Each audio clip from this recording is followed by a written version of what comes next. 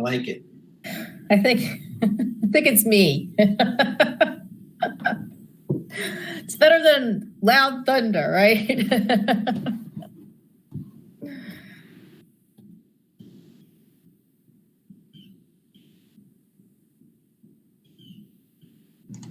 All right, everyone, you're now live. Have a good meeting. Thank you, Ashley. This is Sasha Vertinsky. I'm a planner with Planning and Urban Design. This is a joint meeting of the Downtown Design Review Committee and the Riverfront Design Review and Planning Committee. Just for quick housekeeping for anybody who has just joined on our meeting, we ask people that they generally mute themselves unless they're speaking. If we see feedback coming on your line and you are not speaking, we may mute you, but you can always unmute yourself. If you're calling in by phone, you can mute with *6. And that said, I will call roll really quickly for downtown, and then I'll let Jane do the Riverfront. And we just do this as or I can do both. We do this as just a public record of who's in the meeting. So for Downtown Design Review Committee, Stephen Lee Johnson. Here. Pam Winkler. Here. Robin Reynolds. Here. Brian Moffitt. Here. Okay, and that's it for downtown. So, and for the Planning and Design Review Committee of the Riverfront Commission, Lindsay Roden. Here. Jeremy Goldstein. Here. Joe Ransmeyer. Here. Kate and Kaya. Here. And I'm here, Jane Matthews. Thank you. Perfect. Thank you, Jane. So I'm going to share my screen.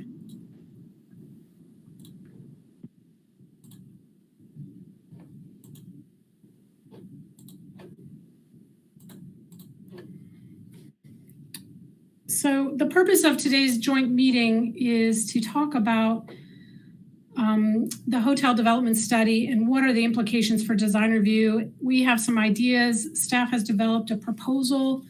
It's not really a formal proposal yet, but we'll get to that.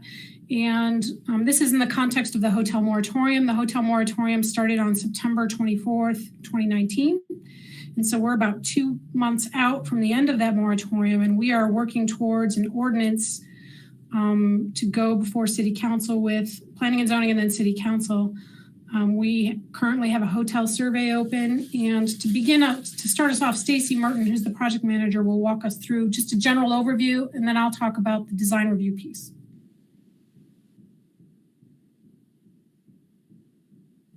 And Stacy, you're muted if you're talking. I already did it. I'm Stacy Merton, as Sasha said, planner with Planning and Urban Design and the project manager for the Hotel Study Project. So thanks you all for being here today. And I'm going to try to go through this really briefly, but just to kind of bring everybody up to speed. I know a few of you have already seen this presentation. So we go to the next slide.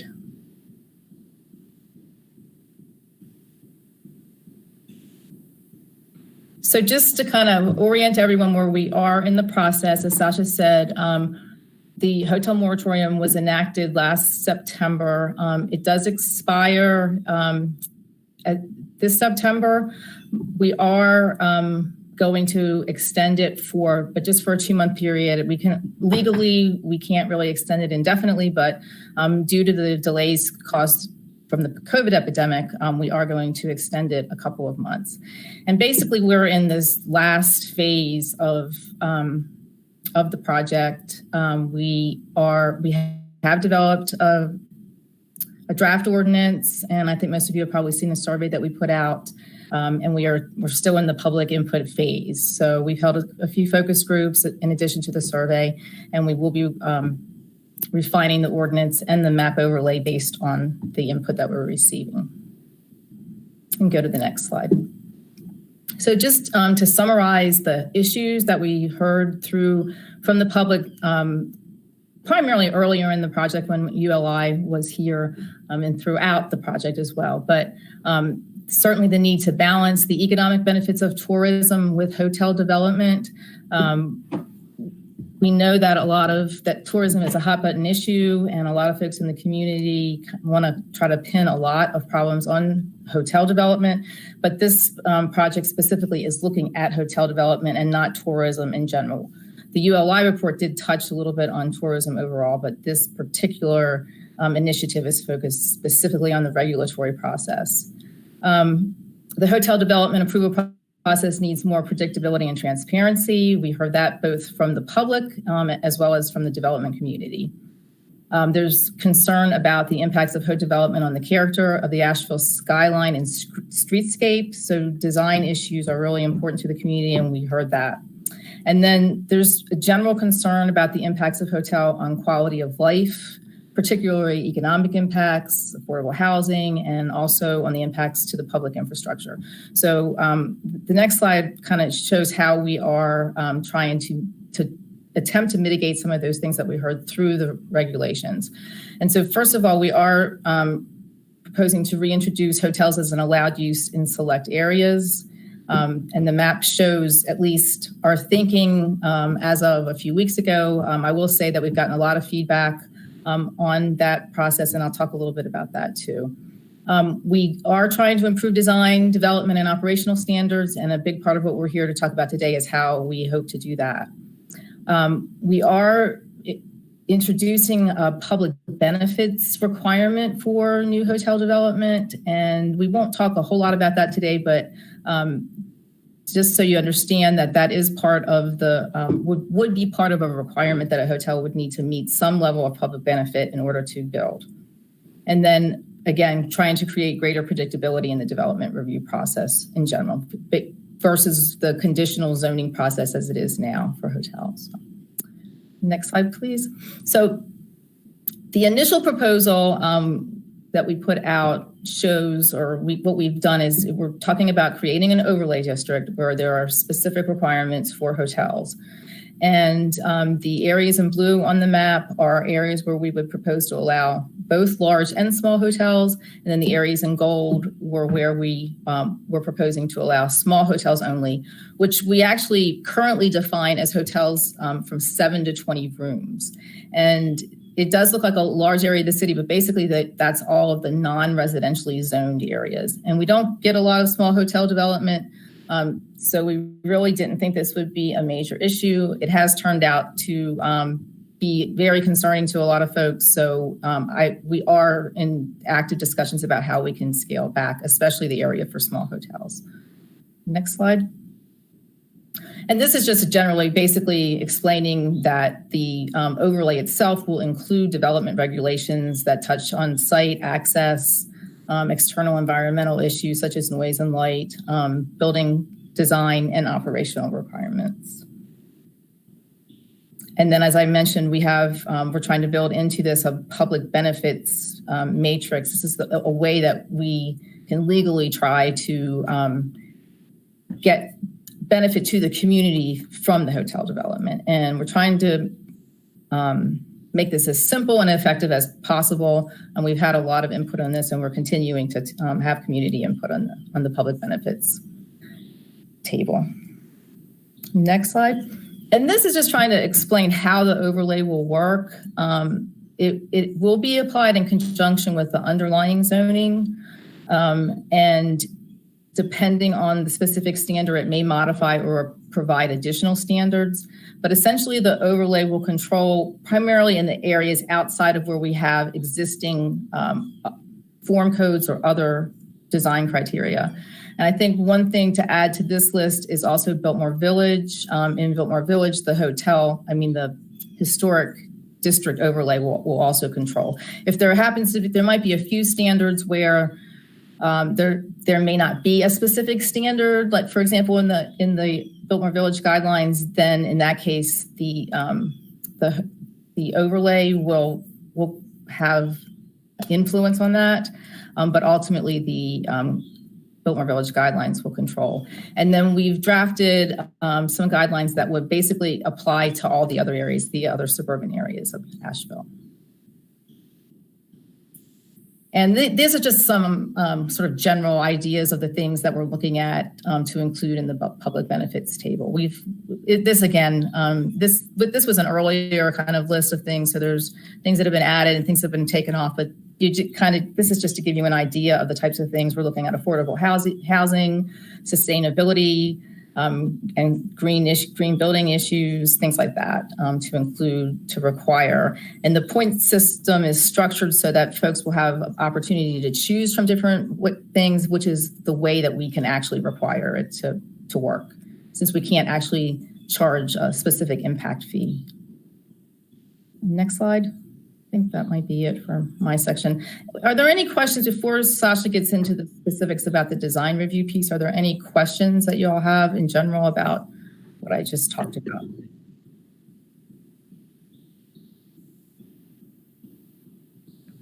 Okay. All right. Can I ask one thing? Sure. About the idea of public benefits.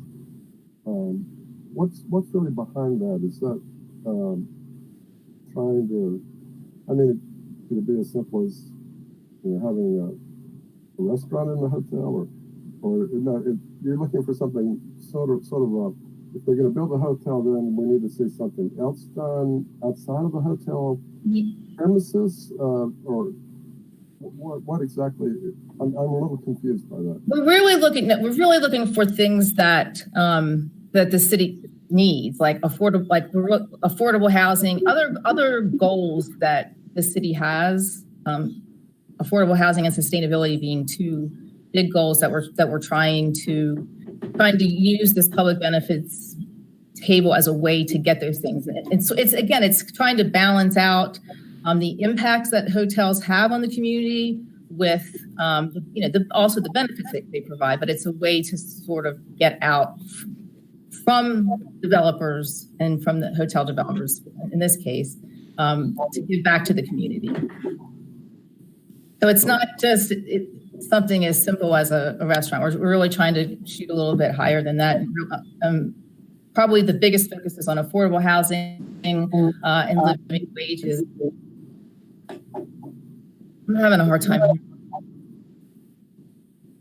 Okay, so you're looking for things to balance whatever it might be the perceived public impact of another hotel, but offsetting it, but somehow with other things that the city needs. That's correct. Okay. Right, and I think the other thing I would add is that, the other thing I would add is that instead of having these last minute deals struck at council, it's up front, and so everybody knows what's on the table, and it's a little bit easier for everybody. I'm going to keep going because what we really want to hear from you all is your thoughts about these ideas. So again, this is not official yet. In a way, we're just kind of getting your feedback. We still have some internal vetting to do as well. But we did, this idea about design review change is based on best practices in other cities. It's also identified in our Living Asheville plan. And the technical assistance report from ULI also recommended kind of evaluating our process and our guidelines. So currently, you all may know this, and this is for everybody and the public. The Downtown Design Review Committee is 3 downtown commission members. They're usually design professionals, but those are not mandated seats. And then we have 2 outside volunteers that are design professionals. We currently have 1 vacancy. And that committee has a pretty somewhat informal way of meeting with developers ahead of time before they come to the Downtown Commission for design review. The Riverfront Design and Planning Committee has 3 AARRC members, 1 design professional, and that is a designated seat. And now that's Jane Matthews, 1 property owner, and 1 Riverlink representative. And then in addition, there are 2 design professionals outside of AARC. And several years ago, we changed the downtown committee to mirror the Riverfront Design Committee. The downtown one used to only have 3 folks. And we have definitely seen an improved process from having 5 folks on that committee. So the goals for we're proposing this a new design review board. And basically the idea is that we would elevate the importance of design in the community and the development process, fulfilling some of those other plans, not only Living Asheville, but also the downtown master plan. We would like to formalize and professionalize the design review process a little bit. Both of these committees review plans and they're a little bit have more expertise. And then they go to either the Asheville Area Riverfront Redevelopment Commission or the Downtown Commission. And those commissions have less expertise. So it becomes a little bit more muddied and it's a little bit harder with this uneven kind of knowledge base. We are thinking that it would be more formalized with findings and clear guidelines, more like HRC, the Historic Resources Commission. It wouldn't be quasi-judicial like HRC, but it would kind of force everyone to be really clear about what's not working in a design and what is working. Sometimes we're not as clear now as we should be. And we're also looking to separate design issues from impact issues. And it's not to deny that there are impact issues for sure with hotels. We saw the Flatiron was probably the biggest hot button issue lately in terms of people worried about the impact and displacing existing businesses. And some of those issues are in the public benefits table. But we really want to keep design to be about design as much as possible. And then providing a resource to the development community and the city. So this design review board, not sure what, I should have put a map in here. So this is a lot of text and I apologize, but this design review board would kind of have the purview of current downtown boundaries, the river boundaries that currently are in place, and hotels, any other hotel outside of those boundaries, if that makes sense.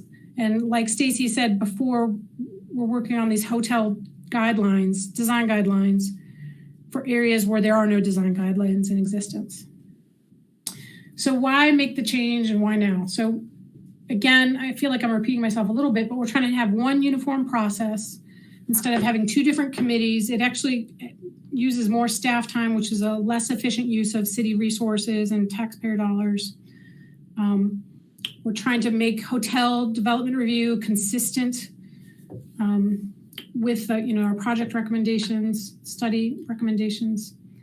And we're hoping, and the idea here is that, I haven't said this explicitly, that if a developer wants to be approved and not have to go to council, they would have to comply with the design review board recommendation. So if the design review board felt like this hotel is really not doing what it's supposed to do in terms of design, they would vote to disapprove that hotel, and that hotel really couldn't go forward. And it's a balance in North Carolina. We generally can't have mandatory compliance unless you're in a local district, but this is an option. So this is an option for developers. And if you don't want to go through the design review process, you can go directly to city, you can do a conditional zoning to city council, as we have been doing. I'm confused. Sorry? I thought you just said that you can't require mandatory compliance, but you're suggesting that you are going to require mandatory compliance if you don't want to go before council. Well, it's getting as close as we can. So it's, I think, you still could, it's not. It's either or. It's either or.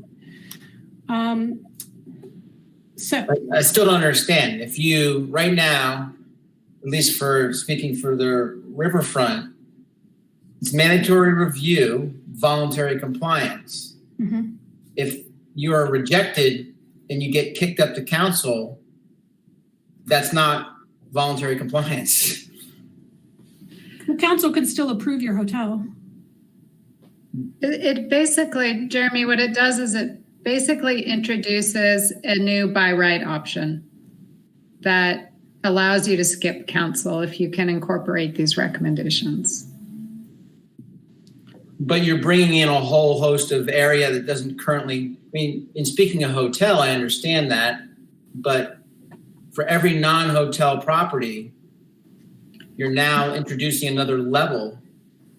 No, it doesn't apply to it only applies to non-hotel or to hotel projects. It doesn't Okay, apply to I'm confused. I thought okay, that's Yeah. fine. Thank you. I'm sorry, I wasn't clear about that. Now I hear what you're saying. Yeah, so it would still be mandatory review, voluntary compliance for your regular level 2 projects in those areas if you're not a hotel. But we still think that that more formalized design review board with a clearer process, I think we're going to get perhaps better results, hopefully. So I have a question though, Sasha. Are you saying that a hotel developer can bypass design review and go directly to city council as an option? No, I didn't mean to say it that way. Okay. You still would have to go to design review because council would need that information on how the design review board felt about that project. Okay. For sure. And we're hoping that it will incentivize better design, frankly. And we would also be setting, by having one board, we would be setting ourselves up for any future, if we decided in the future, if the community decided that, Haywood Road really needs, I'm going to mute you, Joe, because I can hear myself coming through. If we decided as a community, Haywood Road really needs to have design review, or Charlotte Street, if we wanted to add Charlotte Street or some other corridor or some other particular area that wasn't like a local historic district, that's a possibility. We don't have plans for that at this point.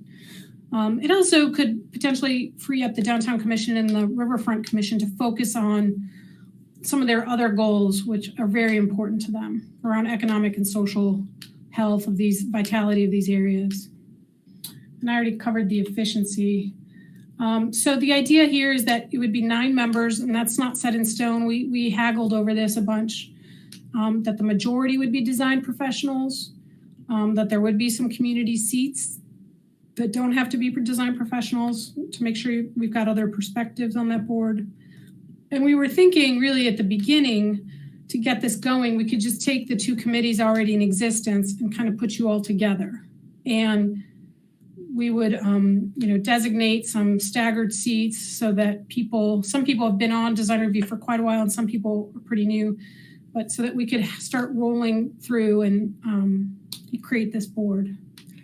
We would also, frankly, eliminate this designation of a nonprofit seat or a property owner. Those could potentially be community member seats. But that's just not, it doesn't necessarily make sense in terms of, it made some sense, I think, when the river was being set up for a very specific area. Let's see. I already talked about staggered terms. And then the thought is that we'd have a monthly meeting. We're not going to do the separate informal meeting, committee meeting, and then going to the board. We would have one board meeting a month. At the beginning of the meeting, it would be any project that that's ready for the formal review. And then after that, hopefully if there's time, if there's a project that's a few months out from submitting and they want to come for your advice, they could come during your board meeting and get that informal advice. So in the short term, we will be bringing this to both of your commissions in August. You all have meetings and I know Lindsay and Kate aren't on those commissions, but River's on August 13th, I believe, Thursday afternoon, and then Downtown Commission's the next morning. So we'll be bringing this kind of forward to you all. And we want to hear your feedback in just a second. And the idea is to incorporate this into the hotel ordinance if we feel good about it. And we would have to make some changes to both charters for each commission because both commissions have language in the ordinance about their functions. And lastly, we have recognized there's different thresholds for both of these areas. In Riverfront, the threshold is for design review is 1,500 square feet by the commission. And in downtown, it's 20,000 square feet. So it's quite a differential. And we've been seeing some level 1 smaller buildings coming into the CBD, which are not going to any kind of a formal design review. And that's problematic, we think. So it's just staff. And sometimes I go to my committee members and ask for their input, which they're very gracious to help me with. But we think that could be more equal and more consistent. So any kind of new buildings in downtown really should be reviewed. And that may be, so medium to long term developing rules. we know the river guidelines need to be revised and updated. And then maybe downtown needs some revisions, but training of board members and staff, which many of you know what you're doing, but it's good for everybody to be on the same page. And further down the road, we could think about design review for level 3 projects in general. Now, level 3 are the really big, either CZs. We don't have many CUPs anymore, but conditional zonings. So I talked a little bit about this timeline before. I think Stacy or Shannon could talk to this. I think we're headed to planning and zoning probably in September. I'm looking to get to council in September, October. We'll actually be going to P&Z probably initially at a mid-month meeting in August, and then. Okay. Yep. And then lastly, just a quick mention, there is a survey. And we can send out the link if you don't have it. For those, and we've gotten, I think we're over 700 people have participated in that survey right now. Mm-hmm. And it feels a little bit like there are not as many business owners. So we're still looking for other participants in that. And that's all I have. I will go back a little bit here, but and just open it up for a conversation from you all. And I could stop sharing my screen if that's helpful, or does anybody have a comment or thoughts about this process? Do you think it would be good? Or do you have any concerns? I have a question, if I may. Sure. Sorry, it's hard in this format. So is this new review board, are each of the individual commissions still going to be required to vote up or down on the design? Or is this board going to change each charter such that they're going to do the whole design review? Yes. The commissions would not be doing design review anymore. It would just be the design review board. So, I mean, my only comment would be, and there are very specific and different needs and issues related to downtown versus the river, which is why we have 2 separate commissions to begin with. I don't know, and I'm just posing the question, I have to think about it, but can that also translate and transfer to design review issues specific to the river versus downtown? Absolutely. And it's not like, that's why we have 2 separate sets of guidelines. And it's really not unlike the Historic Resources Commission that, they review projects in Montford versus Biltmore Village being a more commercial district, or St. Dunstan's. So each of those areas have their own guidelines. And you're expected to make recommendations and decisions based on that context, not trying to, mimic some other area. And this is Kate Ankaya talking.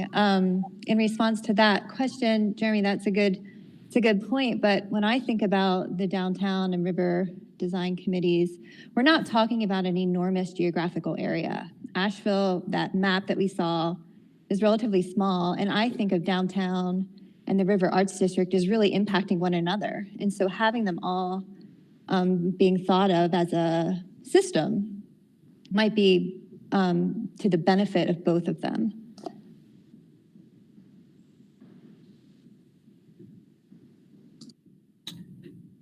Other thoughts and comments or questions or concerns? I know you all have opinions. I know you all. I just wanted to say that I know you have to speak up, Joe. Speak up. We've been lobbying to get new guidelines for the River District area, and I know maybe the Downtown Commission is a little further along or has a newer set of guidelines. But in merging these two, and also I know that there's a shortfall of revenues, so we're not likely to get the funds soon to get our new professional guidelines. How would this merger of these two boards affect that process and getting a better set of guidelines that would incorporate the River District? I'm not sure. I mean, I don't know if Stephanie wants to chime in here. I'm not. Can you summarize what he said? I couldn't hear him. I can summarize what he said. Joe was talking about how the Riverfront Commission for the last basically 3 years has been asking City Council for funding to revise the guidelines, which are over 20 years old, and that downtown are more recent. He was mentioning also, he was asking, how does this potential new design review board fit into the context of asking for new guidelines? And what I'd say is we have been asking the same thing. And what Sasha laid out here, which is that part of the process of creating this board and ensuring that it functions well would mean that staff would need to do some internal work on the Riverfront guidelines. So we're constantly looking for like additional funds. You're right, Joe, and others noting that revenues are down, and during this time we're not exactly sure what's going to happen with the budget. But if anything, I would say that it lights a little bit of a fire underneath us and brings it more to the forefront to City Council and others how important it is for these design review committees or a new design review board to have not just adequate, maybe even great guidelines that allow them to do the work that the community wants. Stephanie, though, in discussions related to guidelines, we always talked about a process to develop those, and I don't see that being less than, looking at downtown, maybe a year-long process. So I'm not sure what that does to your schedule for adopting this structure. I think what I would say is we were considering on a staff level that we are going to have to do that work regardless. And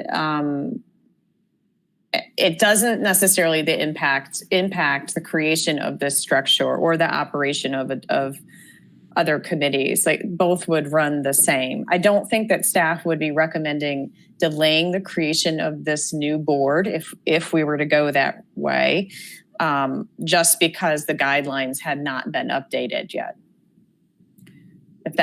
Right. And I think also, I would also say that, we're going to have this new ordinance. We probably will have this new ordinance that allows hotels by right in certain places.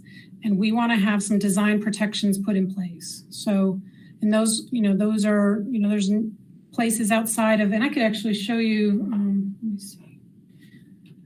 I have the map pulled up on my screen. And I'm going to take the small hotels off because they're so not, and actually, and I don't want to get really into a discussion of these areas so much, but basically the idea here is that the blue areas are what we're proposing right now. And some of these may be pared back, frankly. We're discussing that right now, but we haven't come out with any new maps. So the design review board would also be looking at, if a new hotel was proposed out here in East Asheville or over here near Candler or, so, and those are different contexts, of course, but we want to have some design review process in place for those places as well. So for downtown, this is the blue. It doesn't I was thinking with Kate's comment, I wish I had the boundaries here for the CBD, but so the area for this design review committee would be bigger than this. Sorry, let me zoom in. Downtown comes down to about, I don't know if you can see my cursor, but down here. And then, the Riverfront Design area is much, much larger than just this blue area. It extends to the north and actually out to the Swannanoa, I think about to the Target, somewhere out there. So.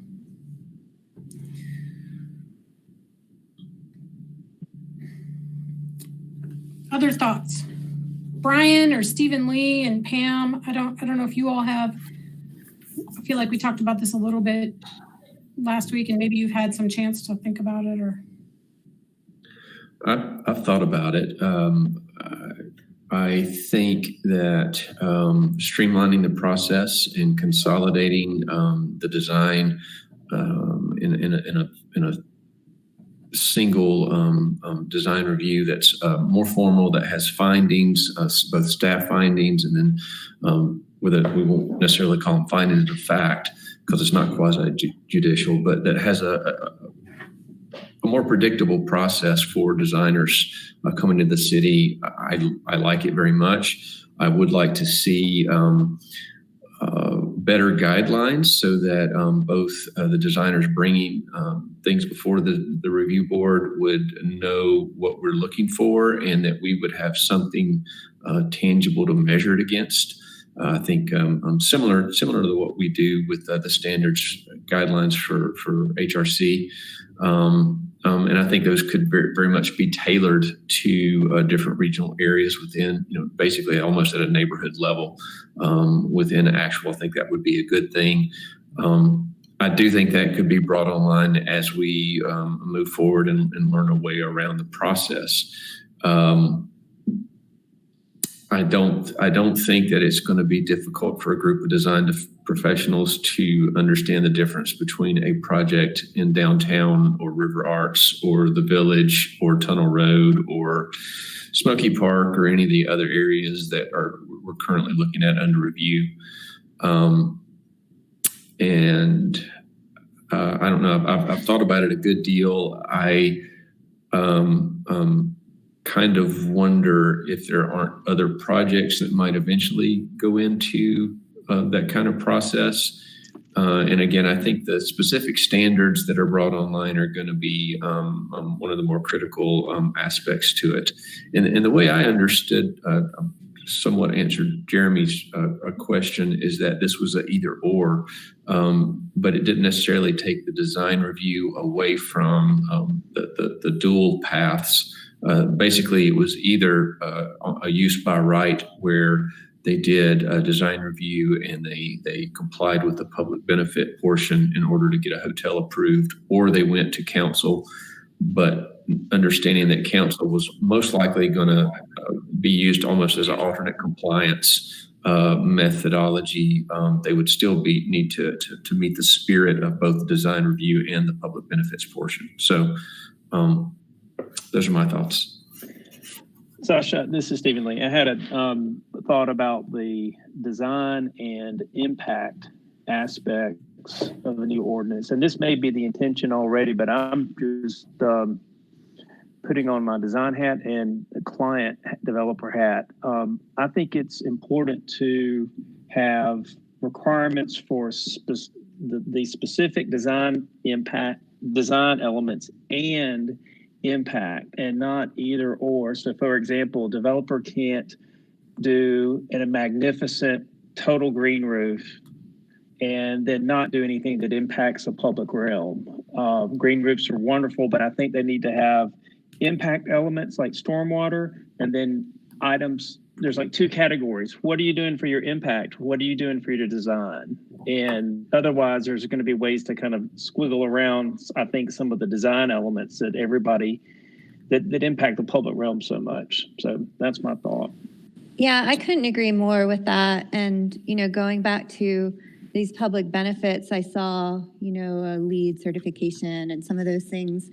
And those are important metrics to strive for. But when I think about being a citizen of Asheville, I'm interacting with the outside of the building at grade.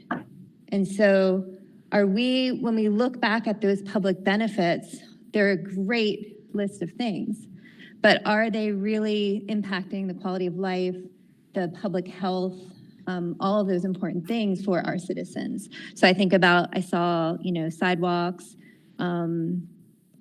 what else did I see? That, community space, all of those things. But then thinking about at grade, trees or access to greenways, or really making a bigger impact in terms of benefit for the community. And just thinking about, what does that mean? I think even about building massing and like how that creates space for people moving around their community. Stacey, do we have access to that spreadsheet that had the more granular list of benefits? Is that something that we should share? Sorry. I don't, not easily, actually, not at the moment. It's still so much in flux and it changes all the time. I guess the one thing I wanted to say about that, the the public benefits. So I hear what you all are saying, and I think that the way that we're structuring, where we've got the development regulations, which talk to a lot of the site conditions and the access requirements, and then we also have the design review, which impacts those things, and then the public benefits is just like another aspect to try to actually meet what we've heard from the community about the things that they think are important to include. So we still have all that other like review process. Not the public benefits aren't the only thing, right? We still have all these regulations and the design review piece. So I think right. I mean, that's we all of those things are important, but they're just being addressed sort of in a different fashion. Right. And I think that there are, we definitely in the new ordinance, I'd say some of those things you're talking about, Kate, would be in the ordinance. And so they would just be required. Right. And that the public benefits in some way are like going above and beyond. Right. Going above and beyond what we would normally expect out of a zoning code.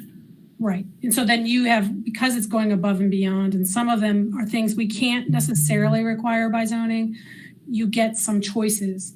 And it's not, the way it's designed is that you can't do one thing and ignore the other things. So there is a combination, the way it's currently done with points, that you can't just do affordable housing and ignore everything else. You can't just do a green roof and ignore everything else. So it is kind of actually structured that way. Maybe we could have some educational component to it, where if they want to do a green roof, it can also somehow educate the public, or actually be a community garden for the neighborhood. Not the green roofs are not important in themselves, but it could be a way of demonstrating alternative and creative use of the environment, the built environment. I heard part of that. I do kind of want to switch this. I'm going to kind of direct you all to talk more about this design review board idea. I understand the public benefits are exciting and interesting, but what we really need your input on, because you all would be actually the most impacted and you have the most experience in this design review function. So to some degree, you are the content experts. Lindsay, do you have something to say? Well, I do. I just quickly, and I've got myself toddler free, so I can speak. I just wanted to add the things I really like about it would be like the meeting once a month, and we kind of know what's happening. Also, to me, any kind of keeping ourselves in our lane. Maybe that's not the right way to phrase it, but that we're there to talk about the design and with better guidelines or improved guidelines. I think that would really help. And I'm trying to think I think it might be echoing what Brian was saying, but from both sides of the table, it can be frustrating if we don't have that those same kind of like just guidelines, and make sure we know what we're there to discuss. It's design, and we know that the other boxes are getting checked and discussed in other groups. So I'm kind of all for the more organized, and I would think if we have guidelines, then whatever design professionals are on this, for the future could speak to those too and provide critique. So I don't feel stressed by the combo of like river expertise versus downtown. But my 2 cents. Thank you. I have a question. I mean, going back to something Stephen Lee said about impacts being pretty integral often into the design. And so can you give some examples of exactly what would be left for the Downtown Commission to be reviewing if they're not considering the design? I can speak to that a little bit, Pam. One of the things I think that got brought up for downtown, for example, was the conversation that everyone would have had for the Flatiron project as a design-based conversation versus an impacts to the physical, social, and other pieces of downtown. So there could have been more emphasis for the Downtown Commission to talk about the displacement of local businesses and to make a clear statement on that. That's just one example that I'm thinking of. So I think, does that make sense to you? Right. And then similarly, I think for the Riverfront Commission, we had a similar really hard design review this past year with Jetty Rays, and a lot of the conversation revolved around questions that were much bigger than just whether or not it aligned with the design guidelines. It was really about whether or not we had decent guidelines and whether or not space should even be allowing, open space should even be allowing commercial activities, which were much more like zoning questions and questions about like larger land use topics. I mean, I do think there is some, maybe this is obvious for everybody, but there is overlap in terms of when we talk about impact, like with going back to the Flatiron, since that's somewhat fresh in our minds, like the design around trash and how does the sidewalk function and kind of that public realm that Kate was talking about. I mean, that's definitely design to me, right? I mean, that's, and people in downtown may want to talk about that at the Downtown Commission as well, but there should be a design solution for some of those things. And they can talk about in a bigger picture, like should we be looking at a system or network of drop-off areas, or should we be looking at improvements to the way that trash and sanitation are handled in downtown, and how do these projects illuminate the problems that we're seeing? So Sasha and Stephanie, this is Jane. Would then the members who are currently on the Downtown or Riverfront Commission, who help to bring the dialogue in design related to the social and economic impacts, now devoid of that? I mean, are we then separated into two different entities and so there's no interaction? Right now there are members who are on both design and commission. And I think what you were suggesting is a different scenario where they wouldn't be impacting the commission in terms of that, bringing that education, bringing that knowledge, bringing that experience to discussion for other issues and how it impacts. We definitely had a conversation about that, and I would love to hear your thoughts on it. And so here it says, to start at the beginning, offering existing members of the Downtown and River a seat on the board. We talked about, does it make sense to have somebody to make sure that there's always somebody on the commission who's also on the design review board somehow to provide that connectivity that you're talking about? I think it's been a beneficial relationship to have commission members who are on both. To help further that discussion when it overlaps, which it does. I mean, design sometimes overlaps into these other areas of benefits and use and, interpretation of plans. So I see that as a downside if it isn't that connected. I see. Mm-hmm. I understood it to be connected. I mean, the Downtown Design Review is basically, or has been, I thought, a subcommittee of the Downtown Commission itself. And while this one would not necessarily be a subcommittee, I was under the impression that there was still going to be that link, but I'm now realizing it's not necessarily built in, but maybe it should be. Right. Yeah, we're looking for feedback on that for sure.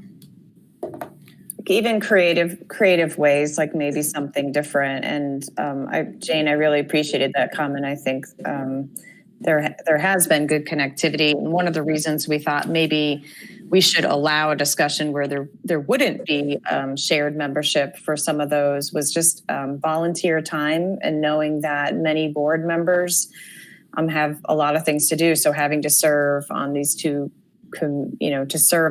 commissions might be a lot to ask. So that would be, like, Jane, what do you think about that? Well, again, I think my role on the Riverfront Commission has been, I think, helpful to have my design experience in discussions. So I think that's actually a benefit to have those linked. I look back at, and I know some of the staff know this, but when design review used to be in Planning and Zoning Commission, I was on the commission, and we're talking decades ago now. But I was the only design professional.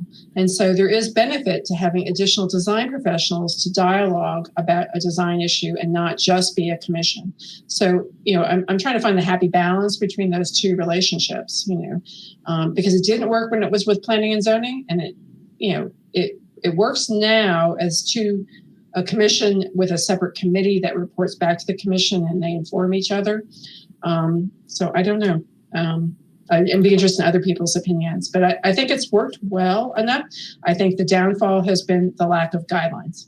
And I've been, as you know, I've been screaming about guidelines, and I think it is important that it be a well thought through, a well prepared set of guidelines. Like HRC, Stacy will know I come to HRC a lot, and I am appreciative of the fact that there are very well developed guidelines that help guide that process for designing professionals and citizens alike. So that's been my model, and I think that's if we could get there with these other commissions, that would be great. I agree that there should be some connection, and I don't see how there'd be more time involved than what we're currently doing. We have 2 meetings a month now with the subcommittee and the commission, unless you think they're going to be more involved somehow. No, that's a great point, Pam. I think the design review board meetings could be longer, frankly. I mean, maybe not a lot longer. It really depends too on the amount of design projects. I mean, we've had, as my committee will know, we haven't had much of a input in terms of design projects over the last few months, and it comes in waves. So there are months that are more intense, and there are months that are just, nothing happening. Right. So I guess let me pose this question. Is there anyone opposed to this idea or wants to speak more negatively about it? Because I just want to make sure we hear all the things. I don't want you to be eating your dinner and saying, I should have said this and blah, Sasha, darn her. Something, I don't know what you're going to say. But.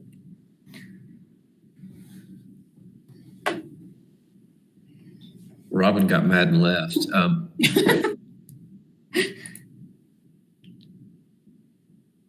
Well, I'm wondering, what's the big driver to make this change? Is it to save staff time, or to make it more efficient for staff? Because it's kind of working the way it is. I mean, but this is, I'm not sure that I see the benefit of combining these personally. Sasha, can you go back to that slide that talked about the benefits? This one? Yeah. Joe, I think the downtown experience is very different, and I would love to hear from, Pam, Stephen, or Robin's not. Who else is my other person? But Brian just got on the commission. Brian, but he's new, right? Yeah. I guess Pam and Stephen Lee are our thing. Brent Campbell just came off, but I think downtown has not been it's not necessarily a great process. We often spend a lot of time talking about non-design issues when it's really inappropriate to be talking about them before there's been a vote. And that, I don't know, I'll stop there. Do any of the commissioners want to chime in? I just wanted to say, I think that you said it at the beginning, is that we really are trying to elevate design just overall, and I thought Steph made a good point that hopefully this would put a little bit more light on this new board and may help to accelerate the possibility of improving the guidelines. I think those are other benefits that we could see from it. I agree. This is Robin Rains. And what I do think that this could do is, I see this as a possibility to elevate the design, because if this is taken as a commission, I think that the social issues won't get in the way of that. And I think people are going to hear the design review as a more important factor in moving forward than it's just a suggestion and let's talk about social issues or other things. So I'm for it. I think it's going to be a positive change. I think that it could make everything work in a more expected way for the developers and more expected ways for architects, and I don't see a negative really. And I agree with Robin as well. I think it's given some of the new guidelines and ordinance items. I think the whole design process just needs a reboot and a refresh. And this would be a great opportunity for everybody to step back, learn the new ordinance really, really well, and come at it with a new perspective. Yeah, I think it would streamline everything. I mean, you're presenting your email. I don't know if you do that on purpose. Yeah, sorry. Thank you. Oh my gosh. I was just going to say, I think it would probably streamline things. I think in the Downtown Commission, when we separated and had the impacts and all after the vote, that worked, but it just made for some really long, hairy meetings. So this would perhaps streamline some things.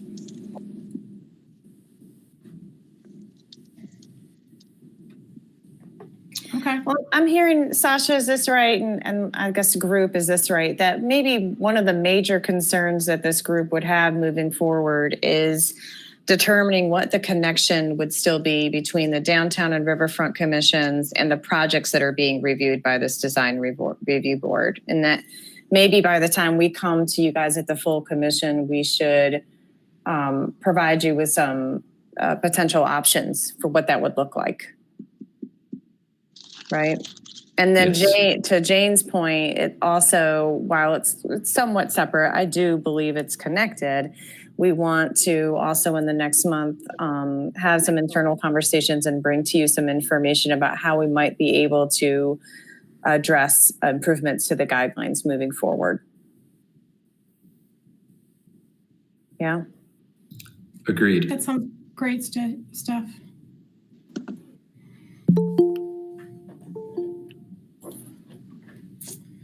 So we've got folks for the next agenda item joining. I kind of give them a heads up. I thought we were getting near the end of this item. Does anybody else have anything they want to say before we move on? What we're going to do, we're going to move into our River Committee meeting, and the downtown folks you are free to go, but are there any other last comments?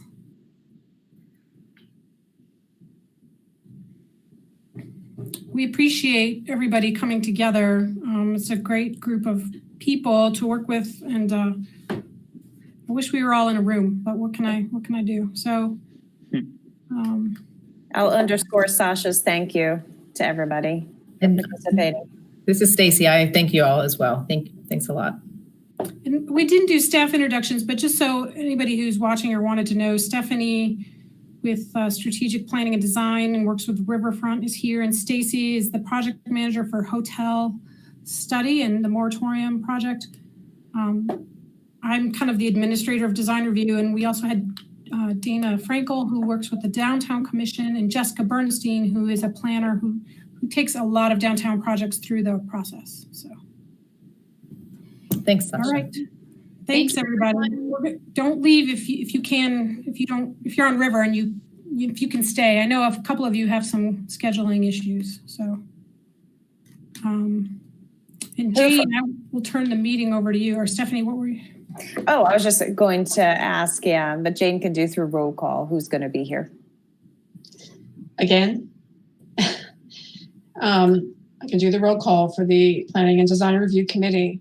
Lindsay Roden. I'm here. Thank you, Lindsay. Jeremy Goldstein. I am here. Joe Ramsmeyer.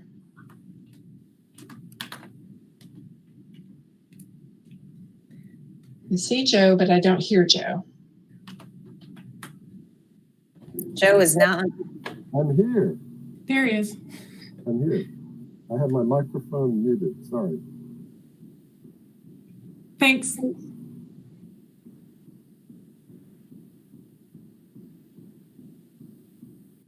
Uh-oh. Some people froze for me. I don't know. Is everybody? Jane's frozen. Okay. I'll give her a minute. Yeah.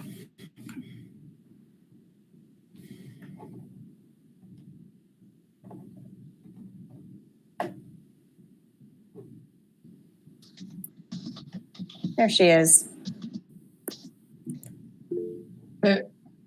Oh, you unfroze. You're good. Okay, I don't know if it was me or, I mean, it's pouring.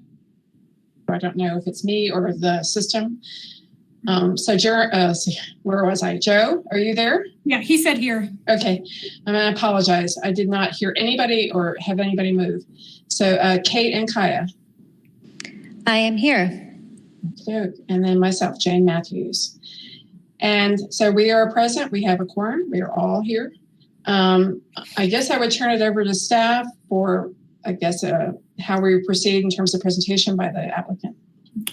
Sure, and we did not work this out earlier. I have what they've submitted, and I can present it. But Jay or Jeff Dalton was on the meeting. I don't know if Jeff wants. And maybe we could have the applicants typically the applicant themselves. Yeah. Because I can't tell who from the developers are here as well. I can see William Norris, and there he is. Or hey, you have William Norris, Jay Lurie, and Jacob Sessoms here. I believe Jeff Dalton is on the call also. And also Greg Hoffman with CDC. And I think Sean McKeever is also with Row House is also on the line. Jeff, would you like to present? I don't know if he's still there.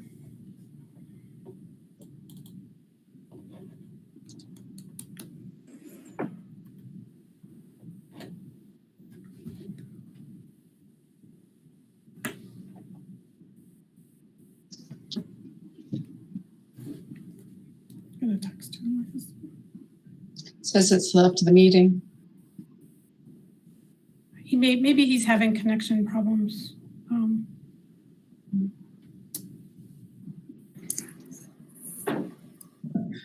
I apologize for the technical difficulties. Jeff is the one that has the documents for the presentation. So I'm on. I just Perfect. have technical difficulties. Can you share my screen? Or You can share your screen. Just go to the bottom. Go to the bottom right. Let's see. So yeah, under present now. Yeah, just hit that button, present now, and a thing will pop up, and you click on it, share your screen or share a window. Click on that, and then looks like it's working.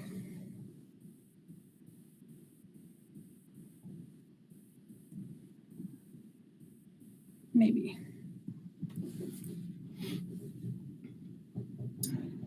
This is so fun. Yeah, there we go. There you go. is that it? Yep. Okay. Bill Mechanic Building. I assume everyone knows the building well.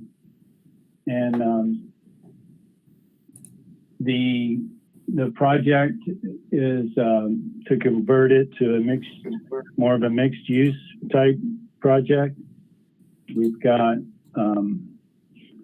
art gallery, retail, artist studios on the lower level, some food and beverage on the second floor, and the third floor is a lot of back of house and storage. And the fourth floor, which is the street level on Roberts, is restaurant. And on the top floor, we have an event space. And the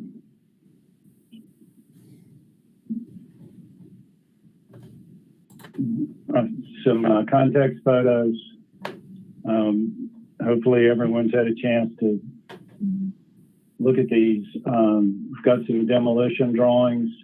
There's not a lot of demolition inside. On the elevations, you can see where we're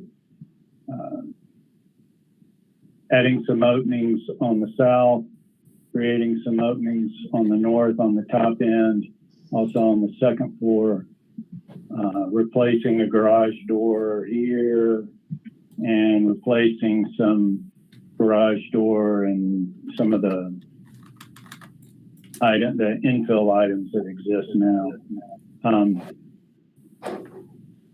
Going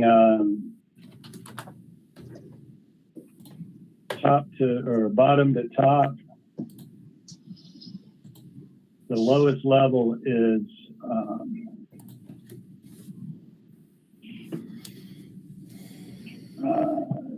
sort of an art gallery studio retail space. Again, the second floor is a restaurant space with some back of house. Third floor is storage, which also has this is a mezzanine with a large opening to below. And this is the Roberts Street level. Roberts is on the right. We have a bar, kitchen, restaurant. We have there's a 5-foot difference between the loading dock street level and the restaurant level. So all that happens along column line 7. We have a new elevator going in that serves all floors for accessibility. We have a stair going up to actually throughout all levels. And the goal is to have this loading dock be outdoor dining area with this large garage door that opens up.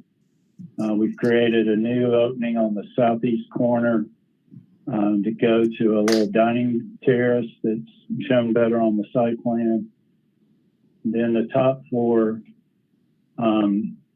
we are removing the columns. These 4 column lines, we're taking out those columns and another line there. And we're proposed raising the roof from column line 2 to column line 7 and creating a large event space and adding a clear story window at that top level. Get a lot of light in there, open it up. And on the, this is the north side facing 95 Roberts. Create some larger openings with some folding doors to get a lot of light, air into the space, and then more light on the north side. We've got some garage doors on the second level for a restaurant, dining, and this is the south elevation. This is the new opening on the 4th floor for the restaurant. And then on the lower level, we're adding some larger openings to get more light into that retail space. And that's basically the scheme. This is the existing sign. The Phil Mechanic sign is up high on the south side.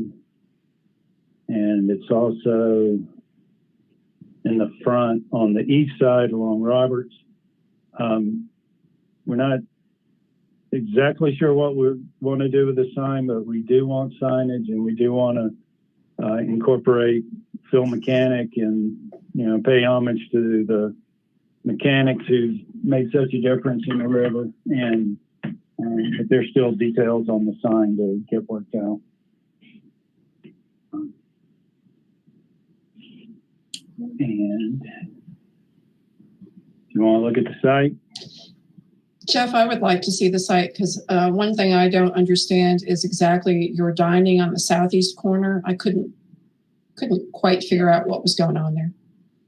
Okay, these are existing conditions, and it's this area right here that we're proposing the eating area. There's a guardrail that comes around the corner and stops a little short of the building. And then this is the proposed site plan. So this is the area we're talking about right here. Thank you. We're adding street trees, and you may want to spread these out a little bit. But there's the door going out, and this is the dining area. And that's a retaining wall, the thicker line there. Mm-hmm. And that's a new retaining wall, Jeff? Yes. How tall is the retaining wall?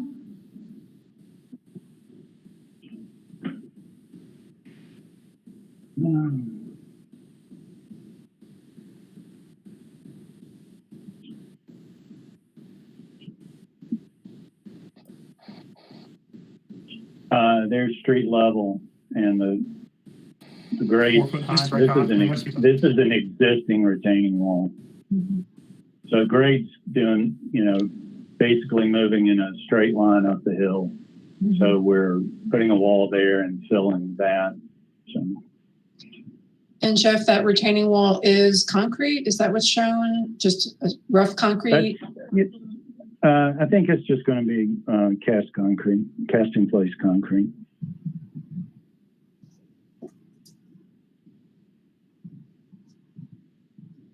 This is an existing concrete retaining wall, and at the lowest level on the south side, it's a concrete slab that used to have some big tanks and other items out there, and it's all cast concrete, and there are existing cast concrete retaining walls on that south side.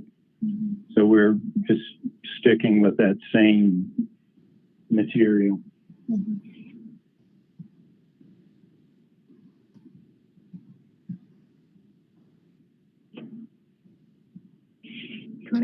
Look at the side. I'd love to see like service and what you're thinking for that. Maybe you've shown that. Yeah, I wasn't clear on that either. We have, there's an existing loading dock on the Paynes Way level, and we have there's an existing elevator shaft in this northwest corner, and we're going to bring the service in from Paynes Way and take it up through the building as needed. And Jeff, on that elevation on Paynes Way, and I apologize, I haven't been out much in the pandemic, but in looking at the guidelines, there's a photograph on the character defining photograph, the last page of the guidelines, and it shows two garage doors on the back side and maybe a window different on the back side. I was just curious if that's being repaired or it has been repaired, or it would be two garage doors side by side, one to the right, at least in the photograph. Okay. We might have missed that other opening. Yeah. We'll get it in there if it's there. Yeah, if you look at I think it's like page 47 it's the last page of the design guidelines, is a historic, and again, I haven't gone, those guidelines are ancient, as I mentioned earlier, ancient, but but there is a second garage door, and there is kind of modeling, a mishmash of stuff going on at that level. Maybe it seemed like there was something going on that was not copacetic. Right. We'll make sure that we get that right.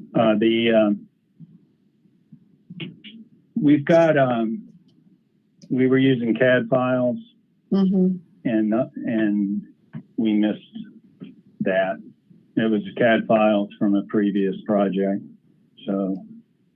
Yeah, I mean, I could share it with you, but I don't know if somebody else from staff has it. But it's No, I understand. We'll go measure it and get it. I think on the floor above, I'm just looking, I pulled it up. The floor above, there's, a window gone and the opening is filled with block and been expanded. So there's more going on in the back, and I just being clear about, that it would go back and it would be repaired and matching brick and whatever your intent is, it'd be good to hear that.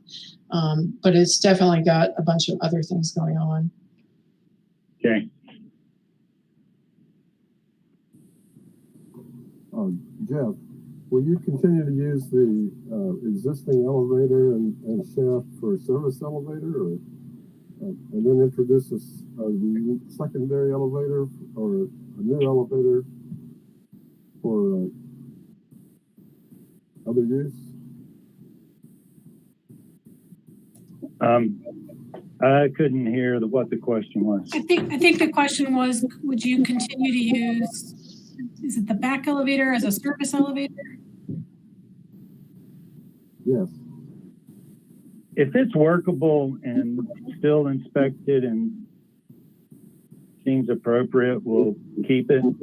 I mean, we don't want to spend money that we don't have to, but it's probably going to be a new elevator as mine in the existing shaft.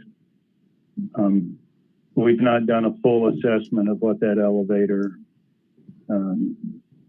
condition is, and is it appropriate for this, new use. The new, and we'd like to use it if at all possible, because we do have a new elevator serving the rest of the building.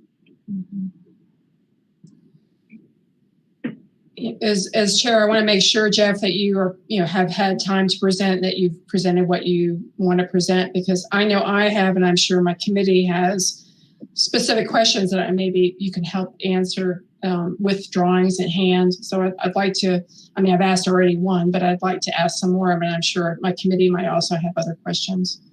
And I kind of open that if you're done presenting, Jeff. Sure, I'm finished. So committee members, are there questions that you have in particular after reviewing the drawings? Hey, it's Lindsay. The one I was wondering about was, I was just kind of look at street lighting and building lighting and signage. And I noticed you've got some lights sort of on the building up high, but I didn't know if you were thinking about it at the pedestrian scale. And then also maybe just talking about the signage a little bit. So I heard we're keeping the Phil Mechanic sign, which I think would be great. And then it looked like there was like a metal thin sign, and now I've got to pull the guidelines up, and just wondered if you could talk about the old guidelines we have, but as it relates to your design efforts. I'm sorry, I got cut off. Could you repeat the question? You missed all my rambling then. You missed my long question. I'll try to make it more concise. I was wondering if you could just speak about the street lighting and building lighting, as well as signage as it relates to the guidelines, and just kind of elaborate on your thoughts at this point.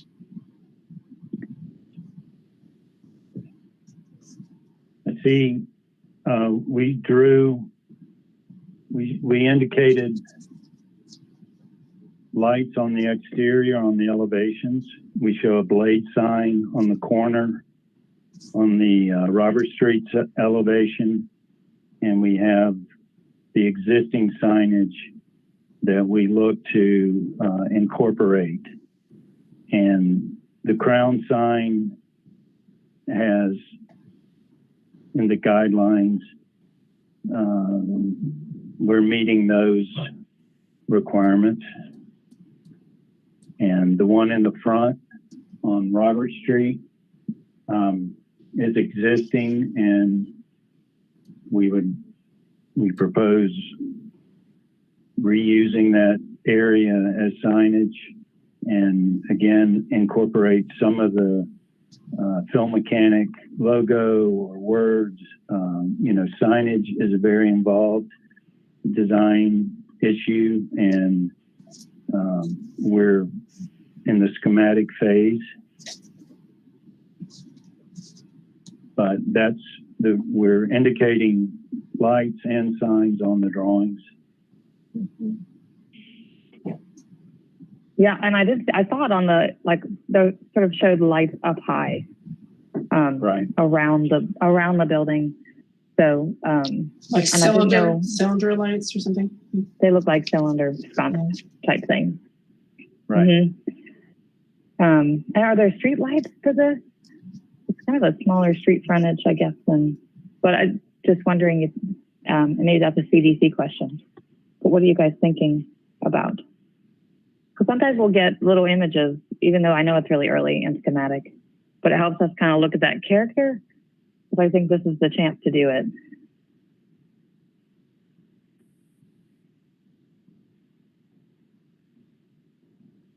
So maybe my question was, are there new streetlights proposed? At the moment, we're not proposing new streetlights.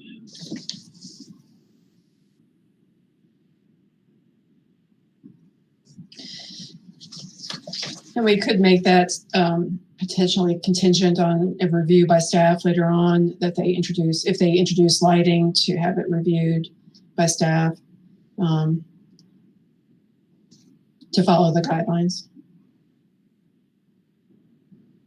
I've heard that some of these power poles might be relocated underground. I'm not sure. Good luck, I'm not sure that's going to happen. But I wish you luck. I hope you can get that.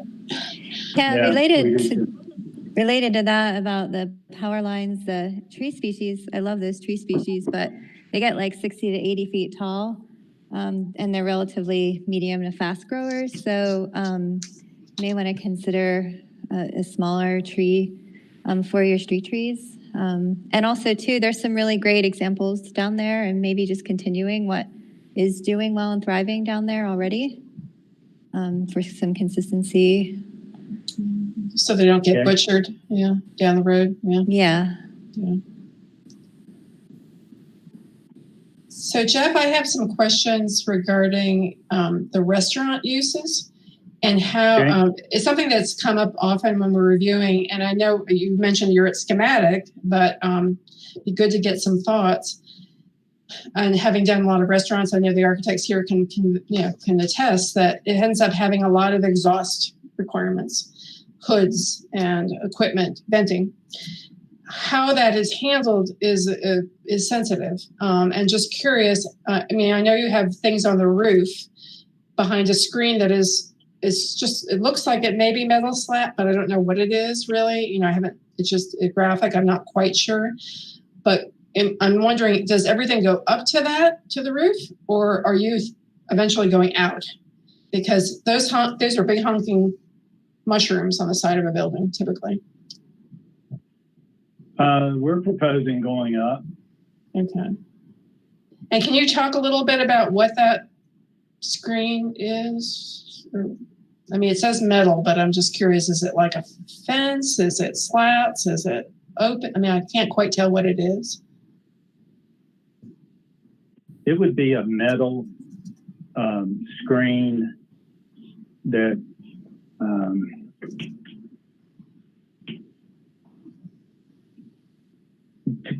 it's probably 4 or 5 feet high, and I've got some cut sheets on metal screens that can get to you that we've used downtown before. That would be helpful, Jeff, in terms of at least getting it to staff. Staff can share with us if there's a question, but those are the kind of things it's good to have an idea of how it fits into the overall concept. And if the venting is all to the roof, I wouldn't have a problem. Sometimes they're huge, but 5-foot screen and maybe the angle wouldn't be seen, but that's good that you've given that consideration as to where those are. And I assume then all of the equipment is behind any equipment that would be surface or roof mounted would be in that general area. Yes. Sounds good. Thank you.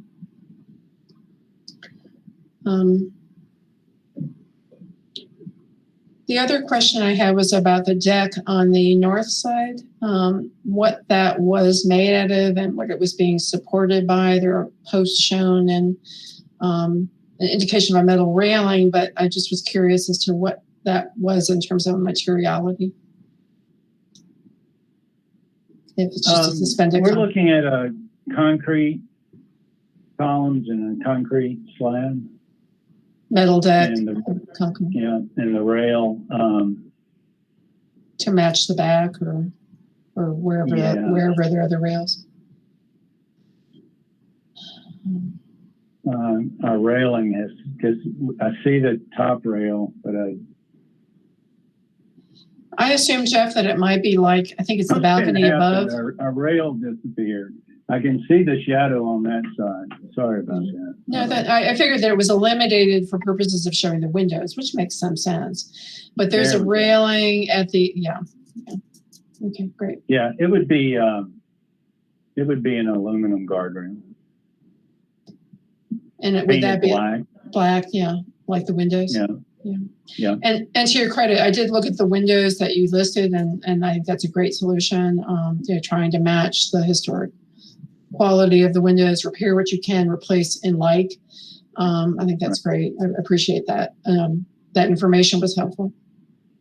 Okay, that's the same window I think you used at the building on Riverside. 50 minutes. Yeah, 100%. Yeah.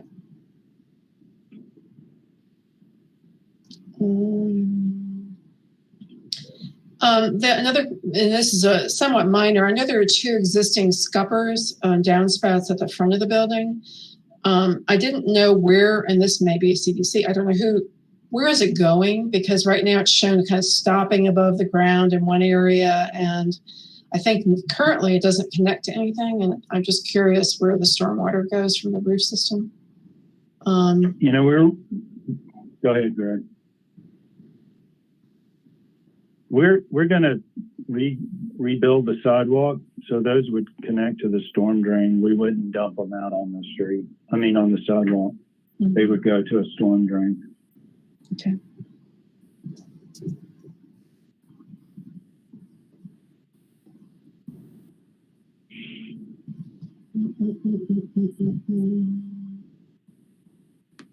So anybody have any additional questions, concerns?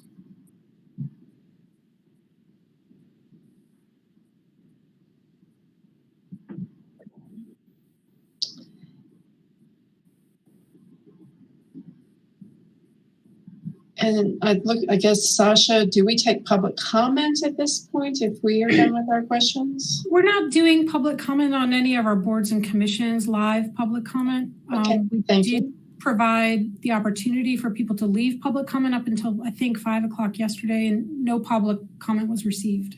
Okay, great. Thank you so much for explaining that. Sure. If there are no other questions of the committee members to the applicant, and the applicant, there's no one else on the committee on the applicant side that wants to add anything, we will close that public comment one last time and have discussion among the committee members on the application.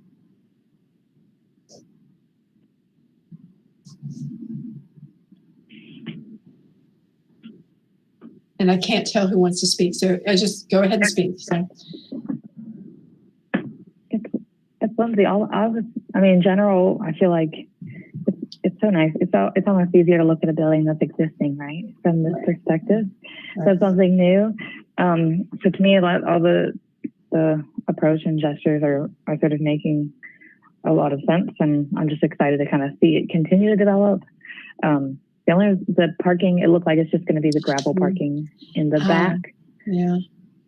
And that was one thing I missed too, was the dumpster. I was going to ask Jeff about that because I thought there was a dumpster shown somewhere. I saw on a site plan, but no information. But that's what you're saying, Jeff. It's across the street. Oh, okay. So loading is back on the lower level rear dumpsters there. And I guess what I would say, if Jeff, and I apologize, Jeff, I should have done this during the hearing, but if there isn't information provided, that's usually something we ask for is design of the dumpster, then I'd say at this point, we probably have to punt that one back to staff. Unless Jeff is going to materialize one here. I missed it.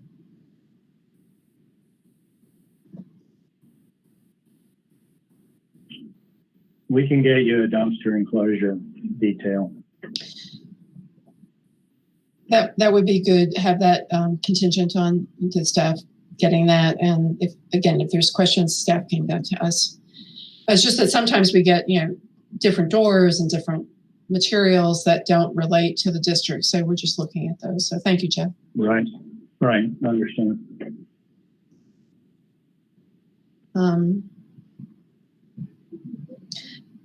I will add, I agree with what Lindsay said. I mean, I think it's much easier to look at an existing building and one that needs some TLC. I appreciate the moves that are being made to preserve, and then where new is being added, in most cases, trying to keep it within character of that building.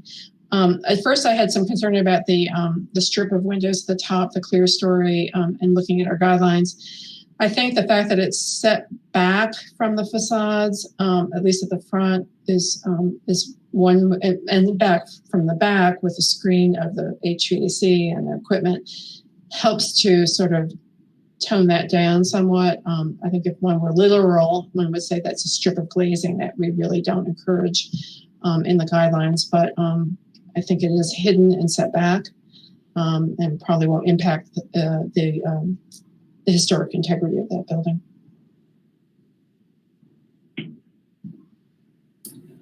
I would agree with that, Jane. I also think it is a lot easier to do an existing building.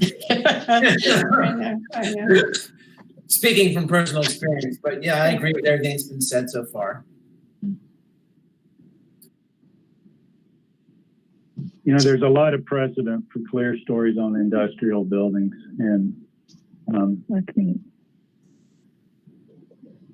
Yeah, it's not the idea of it's not the concept of a clear story, Jeff, so much as it's a little bit more like a strip of windows versus pop. And I think the guidelines, and I should have cited that page, but it kind of was more encouraging, kind of at least at some articulation of the mullions, and you have some, but I think a little heavier probably would have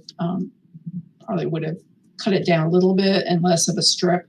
But again, I think it's set back. It's trying to be sensitive to the fact that there is a historic edge to the building that's being maintained. We don't have it in here, but as a straight on view perspective from across Robert Street, you don't see the clear story at all. Mm-hmm. You've got to get down the street or around the side somewhere to see it. But, and from Payne's Way, you're not going to see it at all because it's so far up in the air. Mm-hmm. Good. Are there any comments from the committee? Any other comments from anyone else? Joe? Anybody? If not, would someone like to propose a motion? Could I ask one thing? Sure, Joe. Go ahead. Speak up as loud as you can. Okay. You say that in the clear story room upstairs, it's an event space. What types of things do you foresee having there? Is it only for weddings and meetings or whatever, dances, or is there any regular use, or what is your vision for that? It's all going to be by Zoom, Joe. We're gonna have Zoom events, and no, it would be weddings and things of that sort, music, and it's going to be kind of a party place, assuming that we can all get together one day in person. Jeff, I think everybody knows this maybe, but that clerestory part is really just an extension of the ceiling of that top floor. It's not an additional floor to the building. Yeah, we just picked the roof up and raised it 5 feet.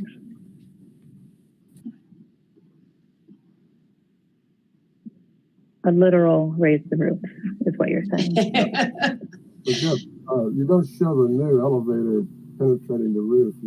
It just stops at that level? It does. There's a small roof right at the front. Mm-hmm. Do you see it, Joe? Jeff, you might want to point. I don't know if you can point. I don't know. I'm sorry, what?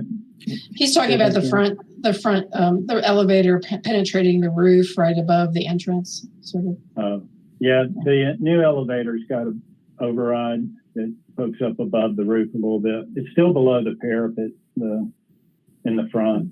Yeah. Does that answer your question, Joe? Yes, it does. Thank you. Thank you. Thank you, Jeff. Mm-hmm.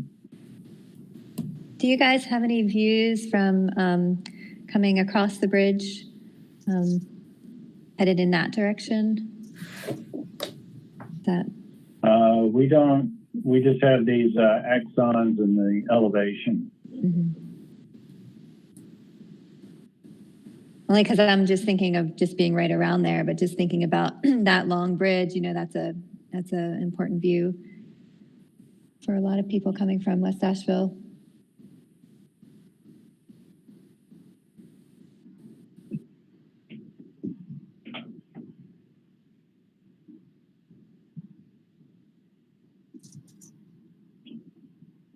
Okay, there's from the bridge. So that clear story starts right about there and goes to about there. So. Yeah, I was just wondering. It should look really good. It should look really good, especially at night when it's lit inside. I think it's going to look really cool. Could you go back to that axon of that view too, Jeff, if you don't mind? Sure.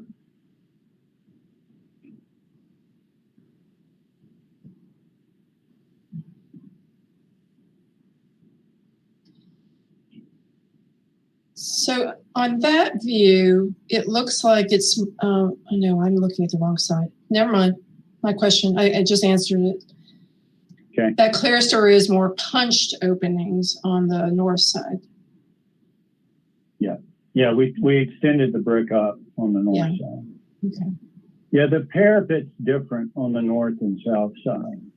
So it runs level all the way across on the south side. Mm-hmm. On the north side, it's kind of jumping up and down. Mm-hmm. So we made the decision to cut it and cut the jumping up and down part off and then extend the brick up and have more of a punched opening on that side. Mm-hmm. Great, thank you. Sure.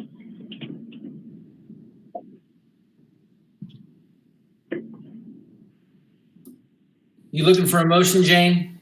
Jeremy, I would love one. I would make a motion to approve. If you want to amend it and add anything you want to add, please do.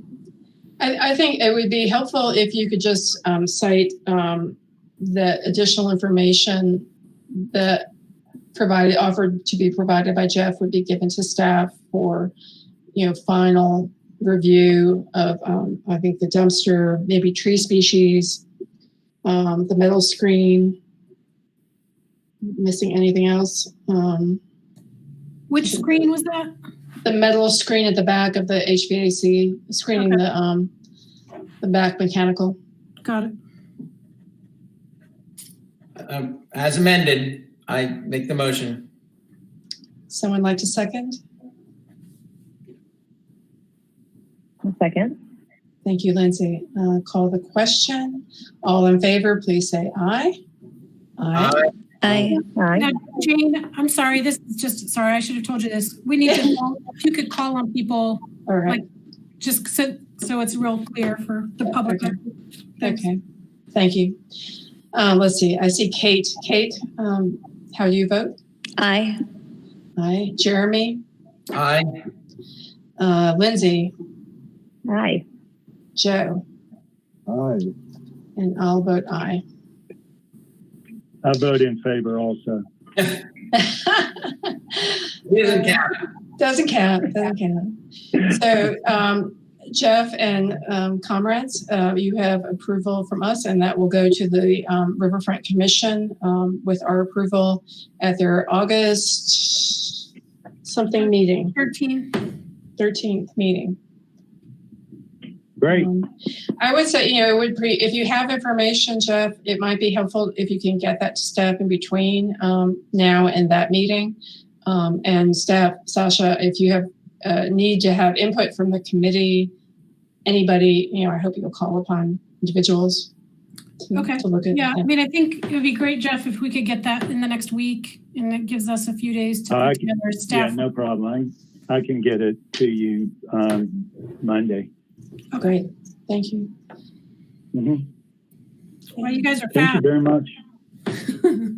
Well, I will say I appreciate, and I hope the committee did too, having that information ahead of time to be able to review and look at questions and review the guidelines and not look at it for the first time today. So thank you, Jeff and team. You're welcome.